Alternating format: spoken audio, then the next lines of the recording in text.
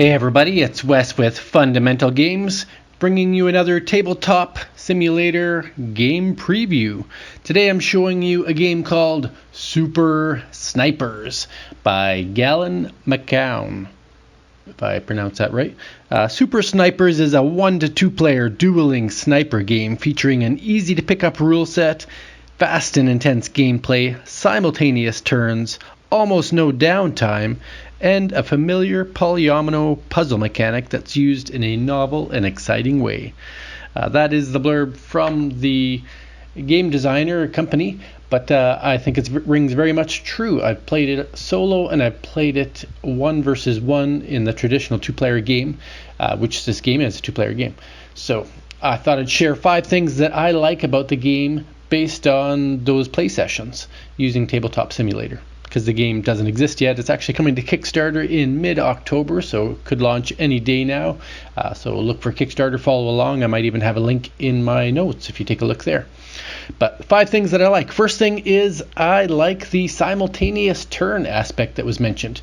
So what happens is on your first round, you're going to pick a place where you want to be, a level 1, 2, or 3 that represents the difficulty, where you're going to be hiding out. So the 2 players will put their cards face down and you won't know which one's which. And basically you're going to be trying to figure out where that opponent is by placing polyomino tiles on your own little grid here and trying to segment your target. I guess I'm getting a bit ahead of myself in terms of simultaneous turns. Playing down the cards is simultaneous. Picking your polyomino later in the turn is simultaneous, and you kind of watch each other progress turn after turn after turn. The turns are kind of rapid fire, so I like the simultaneous / rapid fire turn mechanic in the game. And it does have an option to play with a timer if you wish to really get rid of analysis paralysis or AP. But if you just want to play simultaneous turns, you can as well, which is what's recommended for your first game or two to get used to the mechanics. Second thing I like is it is a polyomino puzzle game. So let's say, for example, I think my opponent is in grid 3, because we both have identical grid thingies here, even though they might have different pictures.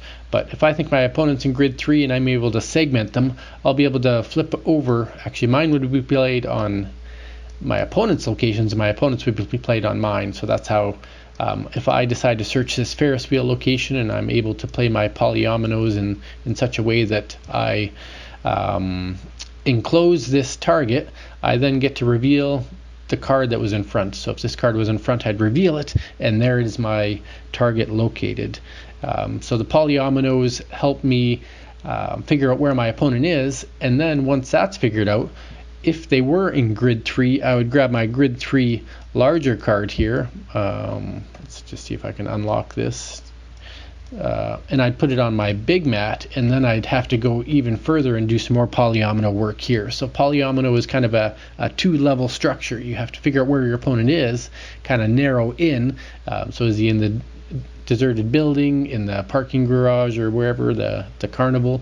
Once I find out where they are, then I pull out that grid, and you can see it's kind of a close-up version of that same thing. And now I really have to dig in and not hit civilians, and find a way to enclose this guy and finally finish him off with a bullet after I've used polyominoes to enclose my grid. I'm not going to go into the full gameplay, but I will let you know the polyominoes are used in a very intriguing way. I really like how it's done. It's not just stacking them, it's trying to create a locked block or segmentation before you can fire your only bullet, really. So that's it, Polyamino Puzzle. That's the second thing I like. The third thing I like is the hide and seek mechanic. So as I mentioned here, having to narrow in the grid. And if I had chosen a different grid and I found out that it was a miss, well, then I have to start onto a different grid and see if I can figure out which one of the 3 locations my opponent is at. And if you get shot, a new round starts and you pull your cards back and then choose a new location. So there's a neat little subtle hide and seek mechanic to the game that helps you have a little strategy. Maybe you're going to bluff and hide out in the easy spot, and they might think you're going to hide out in the hard spot, or whatever reasons you may come up with. Fourth thing I like is special powers. So both players start with a character. In this case, I am Gunhead, and I have a special ability.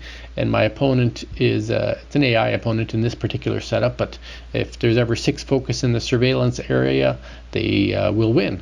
Is their particular mechanic. But every character has certain mechanics, and then they have an adrenaline power that lets them flip it over, and they get an extra bonus. So there's bonuses there, but also each player on their main board has 4 power-ups or little perks they can get.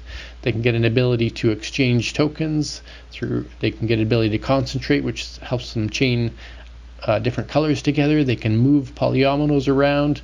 They can reorganize the sequence of their polyominoes that are over here. So some neat little perks that you can get. They're one-time use, and then they get covered up again unless you happen to get the perk a second time.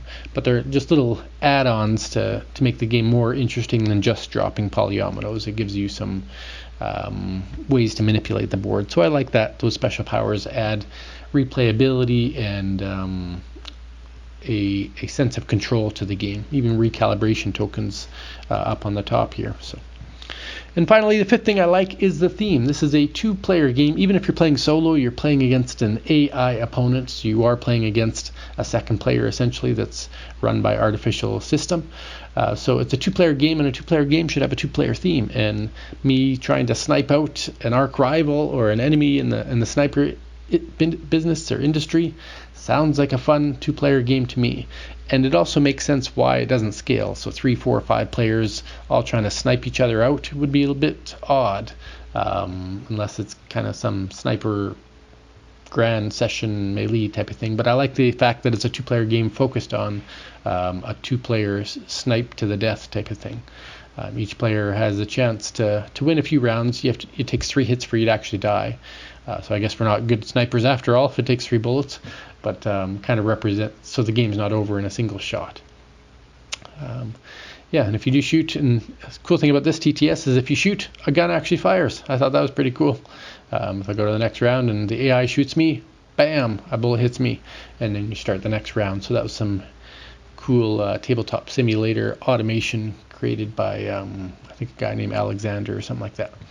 Anyhow, if you like what you saw here, if you like Super Snipers or like the concept of this game, check out their Kickstarter whenever it's live, and hopefully I'll do a follow-up video after some success with their Kickstarter, maybe a Kickstarter review of 5 things I like about how they ran their Kickstarter. Thanks as always for watching, and have a great day.